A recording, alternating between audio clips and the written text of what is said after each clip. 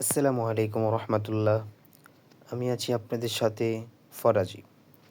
আজকে আমরা দেখব স্ক্রিন ভিডিও করার নিয়ম, কিভাবে আপনার মোবাইল দিয়ে স্ক্রিন ভিডিও রেকর্ড করতে পারবেন কোনো সফটওয়্যার ছাড়াই খুব সহজে। চলুন ভিডিওটি দেখে আসি। তো আজকের ভিডিওতে আমি তোমাদেরকে দেখিয়ে দেবো কিভাবে তুমি তোমার মোবাইলের স্ক্রিন রেকর্ডিং ভিডিও করবে। তো তার জন্য কিন্তু কোনো অ্যাপ্লিকেশন ইনস্টল করার প্রয়োজন হবে না। তোমরা কি করবে, জাস্ট মোবাইলের নোটিফিকেশন বারটা উপর থেকে নিচের দিকে নামাবে। তো দেখো বাম দিকে একটা অপশন রয়েছে স্ক্রিন রেকর্ডার, তোমাদের হয়তো অন্য কোথাও থাকতে পারে। মোটামুটি স্ক্রিন রেকর্ডার অপশনটা এই নোটিফিকেশন বারে দেখতে পেলে কিন্তু ওখানে আঙ্গুলটাকে প্রেস করে রাখবে, আর প্রেস করে রাখলেই কিন্তু এর সেটিংসটা ওপেন হয়ে যাবে, অর্থাৎ স্ক্রিন রেকর্ডারের সেটিংসটা ওপেন হয়ে যাবে।